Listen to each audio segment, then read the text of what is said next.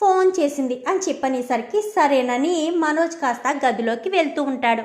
ఇంకప్పుడే శృతి బట్టలు సర్దుతూ తన necklace box ఒకటి బీరువాలోంచి కింద పడిపోతుంది. ఇచ్చింది ప్రభావతి వాళ్ళ రూమే కదా. గదిలోంచి కిందకి పడిపోవడంతో నెక్లెస్ బాక్స్ కాస్త తీసి పైన పెడుతూ చూస్తూ అవన్నీ సర్దుకుంటుంది. అది కాస్త మనోజ్ చూస్తాడు. చూసి గదిలోకి వెళ్తాడు. నేను ఉద్యోగం తెచ్చుకోవాలి అంటే కనీసం సమయం పడుతుంది. ఈ సమయం పట్టేలోపే అయినా సరే నేను ఏదో రకంగా ఉద్యోగం వచ్చిందని చెప్పి వీళ్ళకి డబ్బులు ఏదో ఒకటి ఇస్తే వీళ్ళు ఒక నెల పాటు నాకు సమయం ఇస్తారు కదా, ఈ లోపు నేను డబ్బులు సంపాదించవచ్చు, ఉద్యోగం సాధించవచ్చు అని చెప్పి ఇంకా మనోజ్ కాస్త ఏం చేస్తాడంటే శృతి ఏం చేస్తుంది, ఆ నెక్లెస్ బాక్స్ కాస్త తీసి బీరువాలో పెట్టి తాళం వేయకుండా ఆంటీ నాకు అర్జెంటుగా డబ్బింగ్ స్టూడియో నుంచి ఫోన్ వచ్చింది, నేను డబ్బింగ్ స్టూడియో దగ్గరికి వెళ్తున్నాను అంటూ వెళ్ళిపోతుంది. ఆ హడావిడిలో బీరువా తలుపు తాళం వేయడం మర్చిపోతుంది. ఇంకా మనోజ్ కాస్త తలపోటుగా ఉంది అని కాఫీ తాగుదామని కిందకు వస్తూ ఉండగా ప్రభావతి వాళ్ళ గది తలుపులు కొంచెం ఓపెన్గా తీసుంటాయి. బీరువా కూడా తాళం వేయకుండా ఉంటుంది.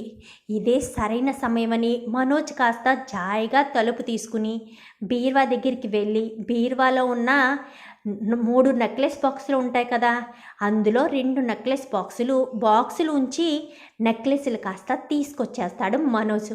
జాయిగా తీసుకువెళ్ళి తను పెట్టుకునే ల్యాప్టాప్ బ్యాగ్లో పెట్టేసుకుంటాడు. అది తన ఫైల్ ఉంటుంది కదా, ఫైల్స్ దాంట్లో పెట్టేసుకుని ఎరగనట్టుగా కిందకు వచ్చి అమ్మ తలపోటుగా ఉంది, టీ పెడతావా అని చెప్పనేసరికి సరే అని ఇంకా టీ పెడతాడు. టీ పెట్టేసరికి ఆ రోజు శృతి రావడం చాలా ఆలస్యమైపోతుంది. సుమారు 11 అయిపోతుంది. 11 అయ్యేసరికి శృతి కాస్త వస్తుంది. ఏ అమ్మ శృతి ఎంత ఆలస్యం అయిపోయింది, రేపు మళ్ళీ డబ్బింగ్ చెప్పడానికి వెళ్తావా అనగానే లేదంటీ, రేపు కొంచెం ఆలస్యంగా వెళ్తాను, ముందు రోజు లేట్ అయితే మరుసటి రోజు ఆలస్యంగా వెళ్ళొచ్చు, పర్వాలేదు అని చెప్పాను. కానీ సరేనమ్మా ఏమన్నా తింటావనగానే లేదులే ఆంటీ అక్కడే తెప్పించారు, ఇప్పుడు నేనేమీ తినలేను, పడుకుంటాను రవి అనగానే రవి నీ గురించి చూసి పడుకున్నాడు అనగానే సరేనని శృతి కాస్త గదిలోకి వెళ్ళిపోతుంది. మరుసటి రోజు కూడా లేటుగా నిద్రలేస్తుంది. ఇంకా మనోజ్ ఎప్పట్లాగే 9 గంటలకి బయలుదేరిపోతాడు. బయలుదేరిపోయి నేరుగా తను ఎప్పుడు కూర్చునే పార్కు దగ్గరికే వెళ్తాడు. వెళ్ళి ఏంటి బాస్ ఉద్యోగం దొరికిందనగానే ఏం దొరకడమో బాస్, నాకేమీ అర్థం కావట్లేదు, ఎన్ని చోట్లకు తిరిగినా ఎవరు ఉద్యోగం ఇవ్వట్లేదు అనగానే ఉద్యోగం దొరకడం అంత కష్టమే బాస్, అంత ఈజీగా మనకు ఉద్యోగం రాదు, చాలా టాలెంట్ ఉండాలి అని చెప్పి మాట్లాడుతూ ఉండగానే నీకు తెలిసిన బంగారపు కొట్టు తాకట్టు పెట్టే వాళ్ళు ఎవరైనా తెలుసా బాస్ అనగానే తెలుసు రా తీసుకువెళ్తానని కరెక్ట్గా మనోజ్ అతన్ని తీసుకుని వెళ్తూ ఉంటాడు. వెళ్ళేసరికి బాస్ ఇదే షాపు, నాకు వేరే పని ఉందని అతను వెళ్ళిపోతాడు. మనోజ్ కాస్త షాప్లోకి వెళ్తాడు. శృతి అదే సమయానికి లేచి ఆలస్యంగా వెళ్ళొచ్చని చెప్పింది కదా, సుమారు 11 గంటల ప్రాంతం అవుతుంది. 11 గంటలకు లేచి రెడీ అయ్యి బయలుదేరి వెళ్తూ ఉండగా మనోజ్ కాస్త ఒక బంగారపు కొట్లో నగలు ఇస్తూ ఉండడం శృతి చూస్తుంది. ఇవి నా నగల్లాగే ఉన్నాయే అనుకుంటూ చూస్తూ ఉండగానే నగలు ఇచ్చి డబ్బులు తీసుకోవడం చూసేసరికి అది కాస్త ఫోటో తీసుకుంటుంది. ఫోటో తీసుకుని తను హడావిడిగా వెళ్ళిపోయేసరికి సాయంత్రం ఇంటికి వచ్చిన తర్వాత చూస్తే బాక్సులు ఉంటాయి కానీ నగలు కనిపించవు.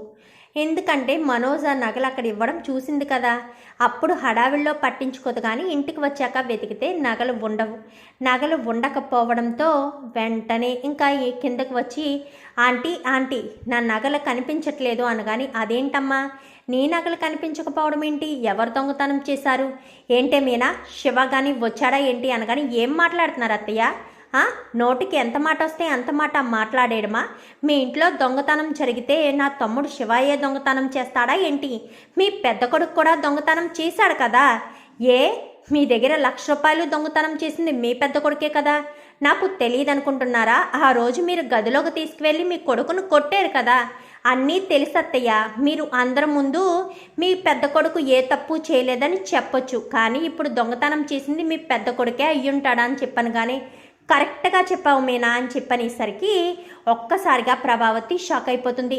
అమ్మా శృతి ఎందుకు అలా మాట్లాడుతున్నావు, మనోజ్ దొంగతనం చేసేవాడు కాదమ్మా, వాళ్ళ తమ్ముడే బాలుగాడు బైక్ దొబ్బేశాడని. కానీ చాలా ఆంటీ, గతంలో ఏం జరిగిందో నాకు తెలీదు. నా నగలు పోవడానికి కారణం మీ పెద్ద కొడుకే అని చెప్పనేసరికి, ఏంటి డబ్బీడమ్మా అలా మాట్లాడుతున్నావు, నీ దగ్గర ఏదైనా సాక్ష్యం ఉందా అంటూ బాలు మాట్లాడతాడు. కరెక్ట్గా సాక్ష్యం ఉంటే బయటికి వస్తుందని. ఉంది, నా దగ్గర సాక్ష్యం ఉంది అని చెప్పాను. కానీ ఏమైందమ్మా శృతి అని చెప్పాను. కానీ మా మమ్మీ తీసుకొచ్చిన నెక్లెస్లో 2 నెక్లెస్లు కనిపించట్లేదు అంకుల్, అది మీ పెద్ద కొడుకు మనోజే తీశాడు అని చెప్పనేసరికి, ఏంటి శృతి ఏం మాట్లాడుతున్నావు, మనోజ్ దొంగతనం చేయవలసిన అవసరం ఏంటి, మనోజ్ మీద నింద మోపుతున్నావా అంటూ మాట్లాడి రోహిణి మాట్లాడుతుంది. ఈ లోపు అందరూ వచ్చేస్తారు. నేనేమీ సాక్ష్యం లేకుండా చెప్పడం లేదు రోహిణి, ఎందుకు మీ ఆయనే దొంగతనం చేశాడు అని ఖచ్చితంగా చెప్తుంటే దొంగతనం చేయలేదు అని మీరంతా ఎలా చెప్పగలుగుతున్నారు అనగానే, నీ దగ్గర ఏం సాక్ష్యం ఉంది, ఈ బాలు ఈ మీనా చెప్పారా ఏంటి అని చెప్పాను. కానీ నా కళ్ళు చెప్పాయి, నేను నా కళ్ళతో చూశాను, కావాలంటే ఈ ఫోటోలు ఈ వీడియోలు చూడండి అని చెప్పి ఫోటో వీడియో 2 చూపించేసరికి ఒక్కసారిగా షాక్ అయిపోతారు అందరూ. ఎందుకంటే మనోజ్ మార్వాడి కొట్టులో ఇవ్వడం శృతి ఫోటో వీడియో 2 తీసింది కదా, తీసేసరికి ఏంట్రా ఇది ఏంటిదంతా అని చెప్పాను. కానీ ఎప్పటికైనా నమ్ముతావా రోహిణి, మీ ఆయనే నా నగలు తీసి తాకట్టు పెట్టాడని అంటూ మాట్లాడేసరికి వెంటనే ఇంకా సత్యం కాస్త మనోజ్ చెంప చెల్లు మనిపిస్తాడు. ఏంట్రా ఇది, ఇంట్లో డబ్బులు దొంగతనం చేసావు, ఆ రోజు మీ అమ్మ ఏదో కవర్ చేసింది, నాకు తెలియదు అనుకుంది, కానీ నాకు తెలుసు.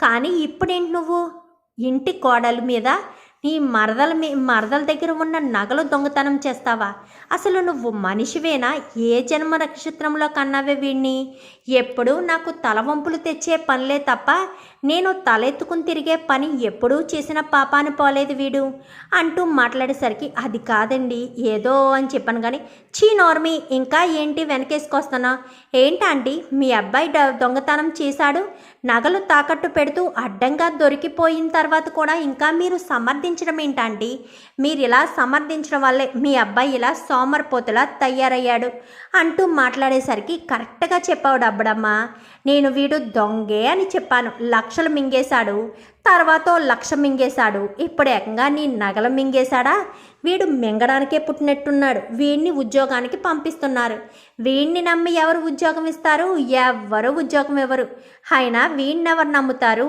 అంటూ మాట్లాడేసరికి, రే బాలు అని చెప్పాను. కానీ ఇంకా చాలే ప్రభావతమ్మ, నీ కొడుకును వెనకేసుకొచ్చింది చాలు, నీ కొడుకే దొంగతనం చేశాడంట కదా, డబ్బడమ్మ చూసింది కదా, ఇంకేముంది, ఇంకేం చెప్తావు, ఏం చెప్పలేవు, ఏం చేయలేవు, సైలెంట్గా ఉండడం తప్ప.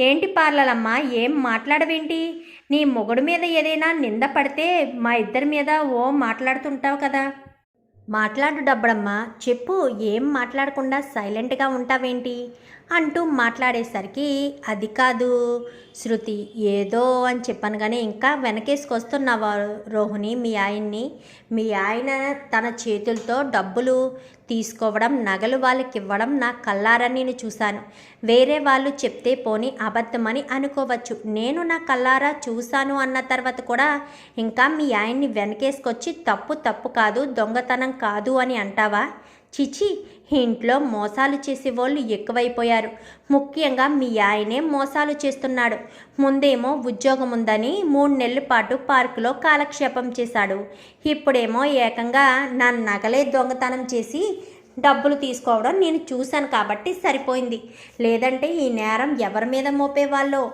అంటూ ఇంకా శృతి అనేసరికి, అది కాదు శృతి అనగానే, చాలే పోయినాయి రవి, ఇంకా సరే వెళ్తున్నాను నేను అని చెప్పి లోపలికి వెళ్ళిపోతుంది. ఏంటమ్మా ఏంటిదంతా అనుకుంటూ రవి కూడా వెళ్ళిపోతాడు. చూద్దాం మరి రాబోయే ఎపిసోడ్స్లో మరి ప్రభావతి మనోజ్ మీద ఎలా కోపం చూపిస్తుంది, రోహిణి మరి ఇప్పుడు ఎలాంటి నిర్ణయం తీసుకుంటుంది, ఇదంతా కూడా రాబోయే ఎపిసోడ్స్లో చూసి తెలుసుకునేద్దాం. మా వీడియో కనుక మీకు నచ్చినట్లయితే వెంటనే లైక్ చేసి మా ఛానల్ని సబ్స్క్రైబ్ చేసుకుని పక్కనే ఉన్న బెల్ సింబల్లో ఆల్ పై క్లిక్ చేయండి. ఎలా చేయడం వల్ల అందరికంటే ముందుగా చూడవచ్చు.